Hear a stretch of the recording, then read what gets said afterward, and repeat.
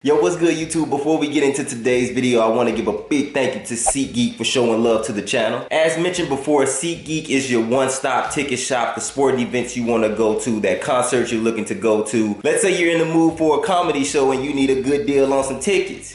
You know who to go to. SeatGeek got you. And I know you guys don't like bad tickets. The good thing is SeatGeek has a really nice algorithm in which will tell you the good tickets compared to the bad tickets. So hey, if you're out there and you need ticket love, man, know that I got you. All you need to do is download the app, use the code JJones to get $20 off your purchase, and you're good from there. So be sure to check that out for me. There will be a link in the description. And other than that, let's get into today's video. Yay! Yo, what's good, my people? Before you watch this interview, I gotta warn you, man, the audio is not the best. They had the AC on, so the audio won't be perfect, but you can still hear it enough to understand what Jason, KIDD, and Scottie was saying. And at first I wasn't going to put this out just because I was kind of skeptical on the audio, but I've had so many people reach out, mainly on Instagram, about them having tryouts, and you know, it's that time of the year where it's time to really get in your bag to make your basketball team. And you know, again, I was going to put this at the end of the China video, but I never did. I just cut it out. But I like what KIDD and Scottie had to say about having fundamentals. And you know, hearing that information not only from me but from them as well can be valuable to you guys. So if you got tryouts or you're getting ready to have tryouts, hopefully you've been grinding the whole summer. If not, it's okay. You know, a lot of people take the summer off, you know, try new snacks and ice cream and stuff like that. But if you did do that, again, it's okay. But now I need you to work extra hard to get back right. You know, the main thing to think about is always being ahead. So, you know, when I was in high school, the whole thing was them trying to get us in shape before the season started. If you handle that early, you get right with your conditioning, when it's time to do all that, you will pretty much be ahead of the game. The next step is to touch up on your fundamentals, which is a really important point. You don't want to skip your fundamentals, man. You got to take time to practice that left hand layup the same way you practice your between the legs, behind the back pull up. Like, put all that together. But again, the most important part is going to be to get in shape, then practice your fundamentals, and finish every workout where you focus on your weaknesses. Always touch your weaknesses. If you know you can't do something that well, you got to do it. At least until you get better at it or more comfortable with it. And if you do that starting now, hopefully you have a little time before trials, but if you do that, you should be straight. But yeah, man, thank you guys for watching. I hope you guys enjoy the interviews. Until next time, it's Jay. I'm out. I just kind of wanted to talk about the overall experience, what you think about everything that's been happening out here. We just start off from there. Well, when you talk about Nike, the brand is the best in the world. To understand what they're doing here in China, trying to help not just the city, but the country. Right. The game that we all love, basketball. Anytime you're called to be able to represent your country, it's a great honor. There comes some pressure with that, and I mean the challenge to play the game the right way, not to embarrass anyone, but to show your dominance. Just being a part of that team to stand out itself. Right. You know, just looking back at playing in Atlanta, playing as part of the second dream team, just having an opportunity to play in the Olympic League in front of our home fans. It was a great feeling. Any memorable moments when you were playing?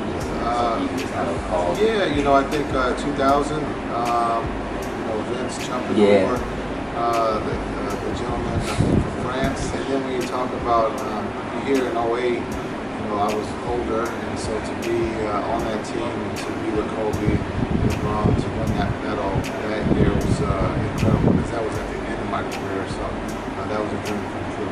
Do you think that was like the best team that you've been on? Oh, for sure. Now, that team might have a chance to compete against Scottie, but Scottie will say, yeah, I was going to ask you about that too, how you felt about that. He'll say that we don't have a chance, but that team probably was the closest team to competing with that team. So KIDD thinks that 2018 will take y'all. I wanted to hear your thoughts on that. I told him that I'll ask your thoughts over here about you guys versus them. You know what? I don't even know who's on that 2018, but I don't think we would have any problem talking about our national team. I think the team is every game since then. Right. But I mean, all the Olympic team has been great for that era. Great for our era. still can't. Yeah. One thing I also want to focus on before we get out of here is I heard you talk about fundamentals. I heard you guys talking about how the country over here, they take the fundamentals very seriously. I just kind of want you to touch on the importance of that for those back home who may be watching. Yeah, when you talk about the game, you know, basketball, we always look at the finished product, right?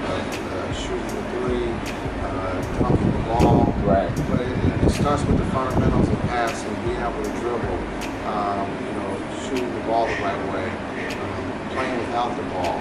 And so that's what we talked about, touched on today, was just learning the fundamentals. And when you look at the international play, they do set screens. They use the pass. They don't do as much ISO as we do. Right. So just understanding the game is different, and it's actually kind of cool to watch because it's about the team. It's not just about one person. Yeah, I think it's important. You know, just looking back at my days in Chicago, playing under Coach Tex One, he was a guy that was huge on fundamentals. He started to implement that into our practice every day. Just kind of help us sharpen our skills up, and help us out tremendously in terms of being able to handle basketball under pressure situations. Do you think we'll get to find some type of balance with that game? Where, you know, the game is just so fast paced now. Yeah, and our players are so young and so talented now that the ISO is to their advantage. There's no traffic, and they understand where they have to get to. They're doing moves that we never thought about doing, but also they're shooting the three or doing other things that we never thought about either. Scotty touched on it. Throwing the ball, traditionally was throwing the ball inside, let the big go to work, and we'll figure it out from there. But now it's, you know, around that 3-point line. All right, last question. Just kind of a fun question. Okay. Want to talk about some of your favorite things to eat? All right. Favorite candy, and what you've been enjoying out here as far as like food and I'm easy on food, so I'm not picky. So okay. I can do anything. I can go Italian. I can do Chinese. I can do whatever it may be. And I'll try something for the first time now, as long as it just doesn't kill me. You a big candy guy? Candy, yeah. I'm a big Three Musketeer guy. Oh yeah. Okay. Oh yeah. And gummy bears are also something I'll go to. Okay, for sure. Well, Jason Kidd, man, I promise I appreciate it. All right, Thank you for taking the time to talk to us. Thank you for coming. We out.